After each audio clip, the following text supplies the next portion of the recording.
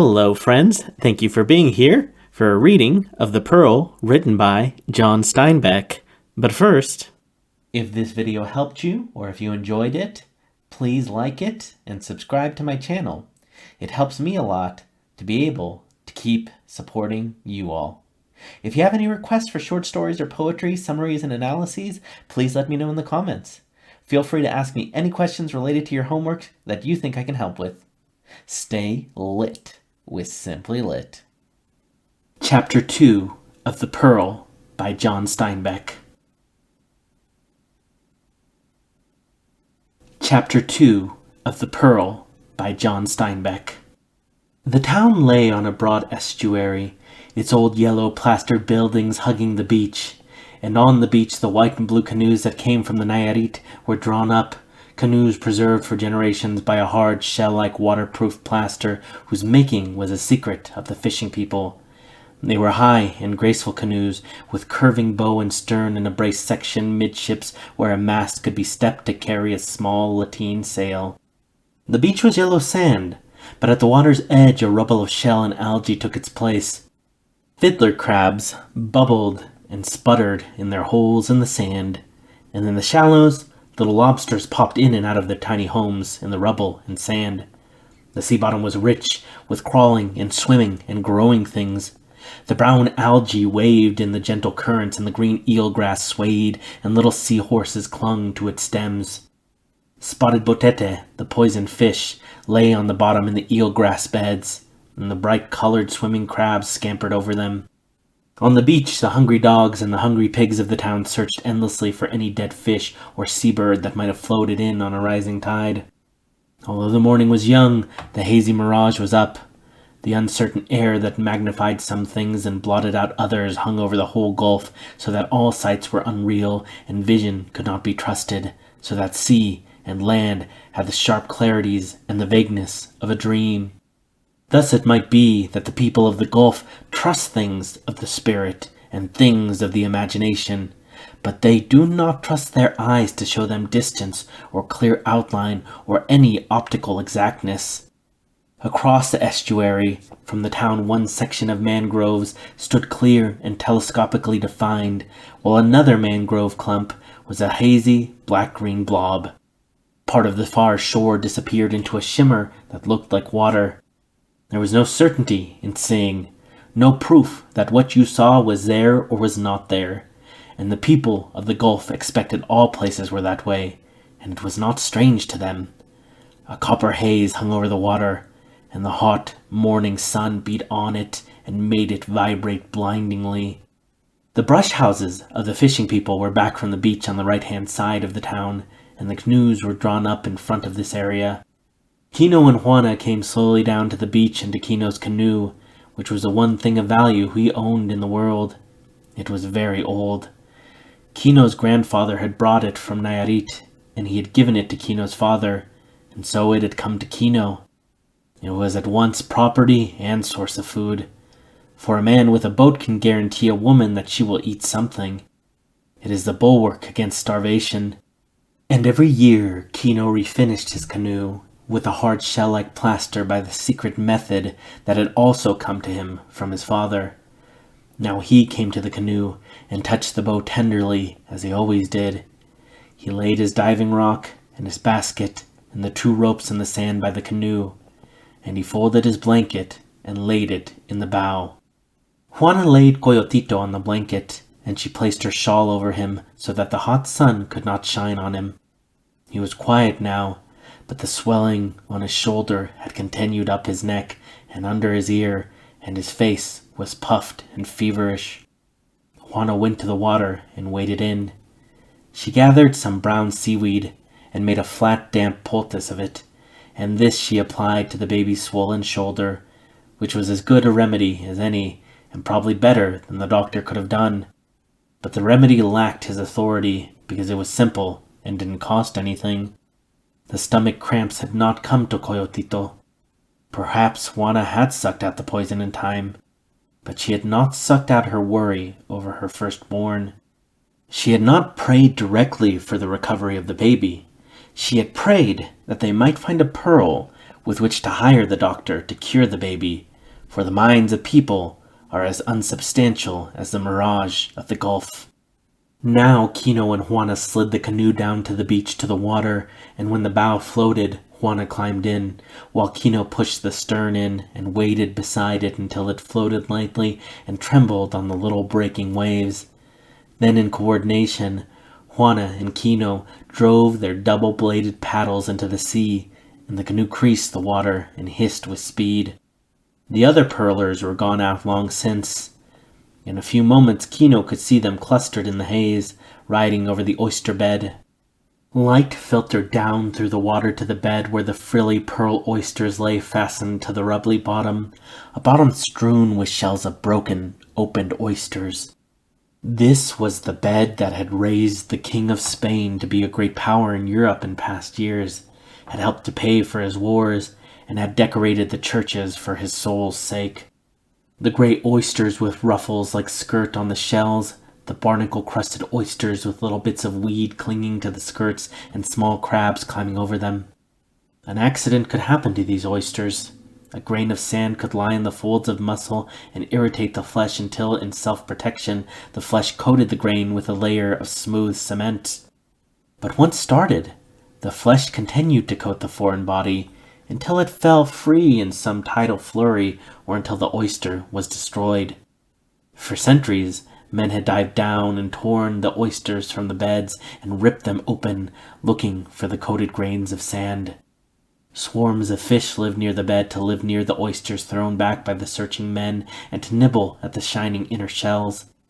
But the pearls were accidents, and the finding of one was luck, a little pat on the back by God or the gods or both. Kino had 2 ropes, one tied to a heavy stone and one to a basket. He stripped off his shirt and trousers and laid his hat in the bottom of the canoe. The water was oily smooth. He took his rock in one hand and his basket in the other, and he slipped feet first over the side, and the rock carried him to the bottom. The bubbles rose behind him until the water cleared and he could see. Above, the surface of the water was an undulating mirror of brightness, and he could see the bottoms of the canoe sticking through it. Kino moved cautiously, so that the water would not be obscured with mud or sand. He hooked his foot in the loop on his rock, and his hands worked quickly, tearing the oysters loose, some singly, others in clusters. He laid them in his basket. In some places, the oysters clung to one another, so that they came free in lumps. Now, Kino's people had sung of everything that happened or existed.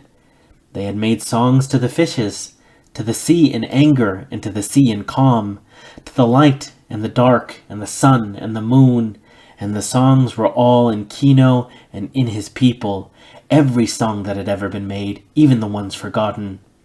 And as he filled his basket, the song was in Kino, and the beat of the song was his pounding heart as it ate the oxygen from his held breath, and the melody of the song was the gray-green water, and the little scuttling animals and the clouds of fish that flitted by and were gone. But in the song there was a secret little inner song, hardly perceptible, but always there, sweet and secret and clinging, almost hiding in the counter-melody. And this was a song of the pearl that might be, for every shell thrown in the basket might contain a pearl. Chance was against it, but luck and the gods might be for it. And in the canoe above him, Kino knew that Juana was making the magic of prayer, her face set rigid and her muscles hard to force the luck, to tear the luck out of the god's hands, for she needed the luck for the swollen shoulder of Coyotito. And because the need was great, and the desire was great, the little secret melody of the pearl that might be was stronger this morning. Whole phrases of it came clearly and softly into the song of the undersea. Kino, in his pride and youth and strength, could remain down over 2 minutes without strain, so that he worked deliberately, selecting the largest shells. Because they were disturbed, the oyster shells were tightly closed. A little to his right, a hummock of rubbly rock stuck up, covered with young oysters not ready to take. Kino moved next to the hummock, and then, beside it, under a little overhang, he saw a very large oyster lying by itself, not covered with its clinging brothers. The shell was partly open, for the overhang protected this ancient oyster, and in the lip-like muscle Kino saw a ghostly gleam, and then the shell closed down. His heart beat out a heavy rhythm, and the melody of the maybe pearl shrilled in his ears. Slowly, he forced the oyster loose and held it tightly against his breast. He kicked his foot free from the rock loop, and his body rose to the surface, and his black hair gleamed in the sunlight. He reached over the side of the canoe and laid the oyster in the bottom. Then Juana steadied the boat while he climbed in. His eyes were shining with excitement, but in decency he pulled up his rock, and then he pulled up his basket of oysters and lifted them in. Juana sensed his excitement, and she pretended to look away. It is not good to want to think too much. It sometimes drives the luck away. You must want it just enough, and you must be very tactful with God or the gods. But Juana stopped breathing. Very deliberately, Kino opened his short, strong knife. He looked speculatively at the basket. Perhaps it would be better to open the oyster last. He took a small oyster from the basket, cut the muscle, searched the folds of the flesh, and threw it in the water. Then he seemed to see the great oyster for the first time. He squatted in the bottom of the canoe, picked up the shell, and examined it. The flutes were shining black to brown, and only a few small barnacles adhered to the shell. Now Kino was reluctant to open it. What he had seen, he knew, might be a reflection. A piece of flat shell accidentally drifted in, or a complete illusion. In this gulf of uncertain light, there were more illusions than realities. But Juana's eyes were on him, and she could not wait. She put her hand on Coyotito's covered head. "Open it," she said softly. Kino deftly slipped his knife into the edge of the shell. Through the knife he could feel the muscle tighten hard. He worked the blade lever-wise, and the closing muscle parted, and the shell fell apart. The lip-like flesh writhed up, and then subsided. Kino lifted the flesh, and there it lay, the great pearl, perfect as the moon. It captured the light, and refined it, and gave it back in silver incandescence. It was as large as a seagull's egg. It was the greatest pearl in the world. Juana caught her breath and moaned a little, and to Kino, the secret melody of the maybe pearl broke clear and beautiful, rich and warm and lovely, glowing and gloating and triumphant. In the surface of the great pearl he could see dream forms. He picked the pearl from the dying flesh and held it in his palm, and he turned it over and saw that its curve was perfect. Juana came near to stare at it in his hand, and it was the hand he had smashed against the doctor's gate, and the torn flesh of the knuckles was turned grayish-white by the sea water. Instinctively, Juana went to Coyotito, where he lay on his father's blanket. She lifted the poultice of seaweed and looked at the shoulder. "Kino!" she cried shrilly. He looked past his pearl, and he saw that the swelling was going out of the baby's shoulder. The poison was receding from its body. Then Kino's fist closed over the pearl, and his emotion broke over him. He put back his head and howled. His eyes rolled up, and he screamed, and his body was rigid.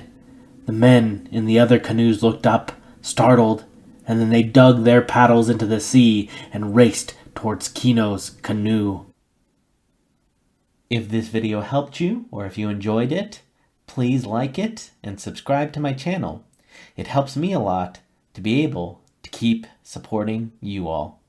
If you have any requests for short stories or poetry, summaries, and analyses, please let me know in the comments. Feel free to ask me any questions related to your homework that you think I can help with. Stay lit with Simply Lit.